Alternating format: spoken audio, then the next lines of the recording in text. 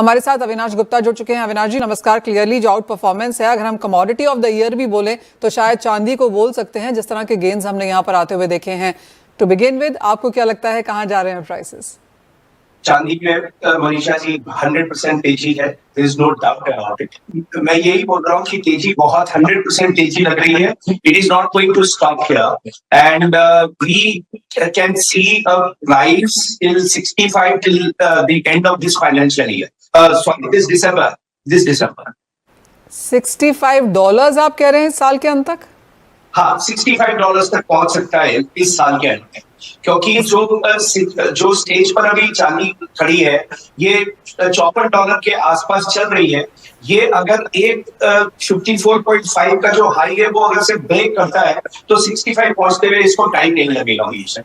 तो यानी कि इस फाइनेंशियल ईयर के एंड में, यानी कि मार्च तक यहाँ पर $65 प्रति आउंस के लेवल्स बन सकते हैं।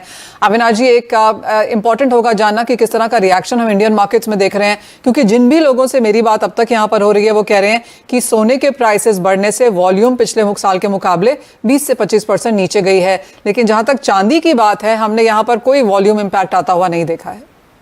बिल्कुल सही है मनीषा जी, चांदी के अंदर कोई वॉल्यूम में इम्पैक्ट नहीं आया है।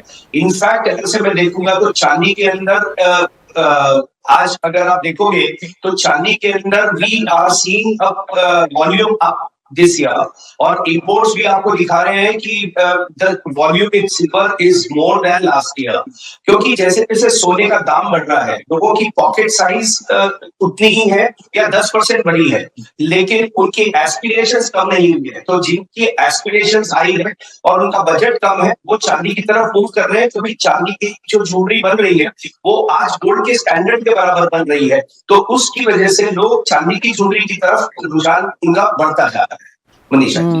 ओह एब्सोल्युटली। जैसे आपने कहा कि इन्वेस्टमेंट यहाँ पर जोरों से है, इंपोर्ट वॉल्यूम सारा कुछ यहाँ पर बढ़ता हुआ नजर आया है। सिल्वर ज्वेलरी एक तरीका है अविनाश जी चांदी खरीदने का, लेकिन इस साल हमने देखा है कि जो लोग चांदी लेते हैं उन्होंने शायद कुछ ज्यादा ली, जिन्होंने चांदी आज तक नहीं ली उन्होंने भी इस साल में ली। बिल्कुल मनीषा जी, सो जैसे कि मैंने आपको बताया कि डिमांड इस साल बढ़ी है चांदी की तरफ। जो लोग इन्वेस्टर थे जिन्होंने ये देखा कि इन्वेस्टमेंट के अंदर भी चांदी के अंदर बहुत बड़ा रिटर्न आ रहा है, स्टॉक मार्केट से और गोल्ड से भी उनको बेटर लग रहा है, तो लोगों ने चांदी में भी काफी भर के इन्वेस्टमेंट किया है, ईटीएफ के थ्रू उन्होंने किया है।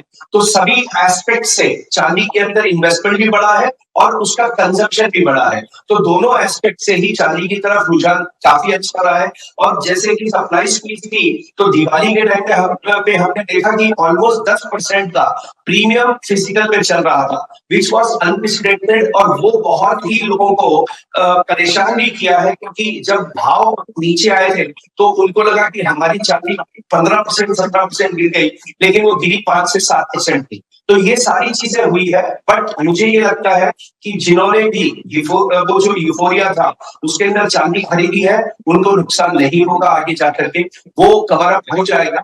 Definitely they will not gain that much, लेकिन उनको नुकसान नहीं होगा, ये मेरी आशा है। अविनाश जी, जिन लोगों ने खरीद ली है, शायद अगर ईटीएफ बाइंग हम और भी शायद यहाँ पर बनता हुआ देखेंगे मार्केट्स में, लेकिन आपको लगता है नए बायर्स यहाँ पर आएंगे? और जिस तरह की इंडस्ट्रियल डिमांड एक्सपेक्टेशन है, इन्वेस्टमेंट डिमांड है, सऊदी अरेबिया ने कुछ चांदी खरीदी है, उसकी पुख्ता रिपोर्ट्स यहाँ पर नहीं है, लेकिन जिस तरह से चांदी ने स्ट्रॉन्ग इनरोड्स बनाई हैं मेन स्ट्रीम की तरफ आने के लिए, कहाँ से नए बायर्स यहाँ पर आएंगे? या फिर आपको लगता है कि सोने को काफी हद तक डिस्प्लेस करके चांदी बढ़ेगी? मनीषा जी, इसके अंदर मैं एक पॉइंट और आपको बोलूंगा, जिससे सऊदी अरेबिया की बात चल रही है, उसी तरह से there are strong rumours that Russian central bank has also got a huge quantity in silver. तो ये जो सारी चीजें हैं, देखिए इन्वेस्टर्स का कॉन्फिडेंस चांदी में है, इंडस्ट्रियल यूज कहीं पे कम नहीं होने वाला है, क्योंकि आज अगर से मैं contribution of EV and solar का अगर से कंट्रीब्यूशन इन सिल्वर कंजम्पशन देखता हूं तो वो आज भी 15% के आसपास है, तो दोनों का कंबाइंड, जबकि टोटल इंडस्ट्रियल कंजम्पशन इज रफली अराउंड 50%। तो जैसे जैसे सिल्वर का कंजम्पशन ईवीज और ऑल्टरनेट एनर्जी के अंदर बढ़ेगा, उस तरीके से सिल्वर का कंजम्पशन इंडस्ट्रियल यूज में भी बढ़ेगा। साथ ही साथ सेंट्रल बैंक्स बाइंग कर रहे हैं, चाइना ने इसको नेशनल इंटरेस्ट कमोडिटी बताया है, यूएस ने इसको क्रिटिकल कमोडिटी बताया है। तो जब सारी की सारी सेंट्रल बैंक, सरकार और इंडस्ट्रियल यूज, ये सारी चीजें बढ़ेगी, तो फंडामेंटली मैं सिल्वर को बहुत ही स्ट्रांग रखता हूँ। और मुझे लॉन्ग टर्म के अंदर चांदी के अंदर मंदी नहीं दिखती है। Definitely corrections will be there, and since silver is a nature जिसमें वोलेटिलिटी हाई होती है, तो जो भी इन्वेस्टर खरीदता है उसको ये समझ के खरीदना पड़ेगा कि जैसे सोने के अंदर 2 से 3% का फ्लक्चुएशन होता है, इसके अंदर 5 से 7% का फ्लक्चुएशन, उसको अपने अकाउंट में लेकर के उसको खरीदना चाहिए ताकि वो उसको शॉक नहीं लगे। ये बोलता हूँ मनीषा जी। Done deal.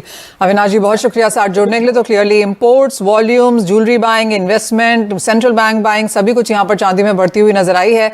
और जिस तरह की आउट परफॉर्मेंस हमने यहाँ से आते हुए देखी है, बाजार को लगता है कि अगला साल भी यहाँ पर बेहतर रह सकता है।